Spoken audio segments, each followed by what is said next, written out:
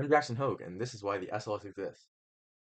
Let's start off with what even is the SLS. According to NASA, Space Launch System, or SLS, is a heavy lift launch vehicle that provides the foundation for human exploration beyond Earth's orbit. SLS is specifically designed to service NASA's new Artemis missions, which sees the return of humans back to the moon, which includes the first person of color and the first woman, for exploration and to set up a permanent lunar base. To support this, the SLS must be capable of delivering the necessary payloads to the moon, and preferably do it cheaply. Comparison. Let's first look at how the SLS fits into the current aerospace industry and evaluate its necessity. Cost. Part of the original goal for the SLS is that it would be done cost effectively. This comes after budget approvals for the James Webb Space Telescope, the Perseverance rover, and investments into SpaceX. So Congress wrote financial constraints on the Space Launch System program. Now, as you can see on the screen in front of you, $2 billion per launch is not exactly cost effective. And as a reminder, this is not private money of a private company. The cost of SLS ballooned and consumed in- infamously more than it was supposed to. This is federal tax dollars that we're talking about. So having an original budget that went out of control is actually taking away from the federal budget. This graph shows how SLS stacks up to modern rockets in terms of cost. As you can see, SLS stands out as an outlier in cost per kilogram to low Earth orbit and aerospace industry. We'll get back to this graph later on. So you can see SLS in the upper right-hand corner here, um, compared to some of the more recent private rockets that are coming out in the new aerospace industry. For this outrageous price, there must be some cutting-edge innovation to send humans back to the moon. Now, I don't know about you, but there is an uncanny, striking resemblance between these two launch vehicles on screen here, the Space Shuttle and the Space Launch System. Going back further in time, we see yet another similarity to the Saturn V. In part of their great wisdom, Congress mandated that NASA reuse developments from the Space Shuttle program. The engines on Space Shuttle are exactly the same. Side boosters were designed 40 years ago, which were in fact slightly refreshed from the Space Shuttle. Given this isn't necessarily a bad thing, the Space Shuttle has a successful history of missions on these designs, but they could have been dialed in. But for $22 billion of the entire program for recycled technology. Let's focus in on the engines of the propellant. The SLS uses four Aerojet Rocketdyne RS-25 engines for the lower stage, which were recycled from the Space Shuttle program to reduce costs despite the dated technology. Even going as far to strip the engines from space shuttles in museums to be put on actual SLS rockets. For the upper stage, a single Pratt & Whitney RL-10 engine is used due to its proven reliability. However, this engine has been in service since 1963 without any updates, and inefficiencies from the era are starting to show. Continuing, the engines weren't the only thing borrowed from the space shuttle. The main body is modified from the exterior fuel tank of the space shuttle, which is known to have hydrogen leakage issues, but it was used to cut corners and save costs. Speaking of hydrogen, the current choice of hydrolox, liquid hydrogen and liquid oxygen, reflects the dated design of the components of the SLS. Although hydrolox is the most efficient traditional propellant due to its low molecular weight of the exhaust products, hydrogen tends to slip between the bonds of solid structures, which causes the aforementioned leaks. To counteract this, thicker walls and heavier sealants in the engines are needed to prevent the hydrogen from leaking into the oxygen lines, which could cause a catastrophic failure.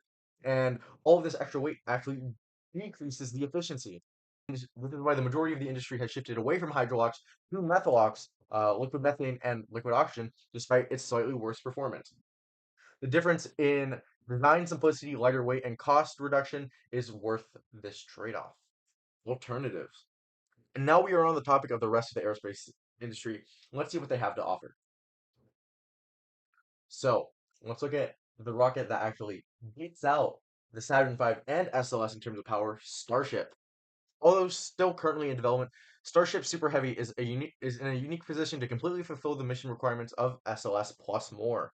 When Starship is fully operational, it will have a higher maximum payload than SLS, use more efficient engine technology on methalox propellant, and will be able to be recovered by landing itself the same way the Falcon 9 does currently. It is such a good value proposition, in fact. NASA is using Starship for the Artemis mission. In later stages of the mission, Starship will be stacked on top of the first stages of SLS to deliver lunar base payloads to the moon. Now, some may argue that SLS does have a place because Starship is not fully yet operational. SLS can make progress while SpaceX still develops Starship. A simple rebuttal to this argument is that returning to the aforementioned graph, analyzing cost per kilogram of modern rockets is a 3 to 4 year head start on the Artemis missions, really worth a $220,000 premium per kilogram. As you can see down here in the bottom right, we have Starship Super Heavy at a phenomenal $20 per kilogram to low Earth orbit, while SpaceX is all the way up here at $43,000. Now, politics. The true motivations behind SLS. Back in 2009, then President Obama announced the cancellation of the Space Shuttle program and the lesser-known Constellation program, which was developing the Ares 5 rocket and the Orion abort system, the latter of which would be used on SLS. President Obama's vision for NASA is that it would work with private industry for launch vehicles, while internal resources would be focused on non-commercially viable projects such as space telescopes and scientific research missions. This would mostly come to fruition. The cancellation of these two programs came with a lot of pushback, however. These programs created a lot of jobs in the home states of congressmen who would face difficulty being reelected if jobs were lost. Congress pushed for another program to be created to support these jobs. The Artemis program, born out of compromise, would focus on the development of a launch system, the space launch system, to return Americans back to the moon for long-term scientific and economic benefits. As part of this compromise, development force had to be inherited from the Constellation program to appease congressmen, but development had to be cheap to appease President Obama. The NASA Authorization Act of 2010 forced the design constraints on the Artemis program. Must be relatively affordable, must reuse development capital from the Constellation program, and even specify that literal parts from the Space Shuttle program must be used.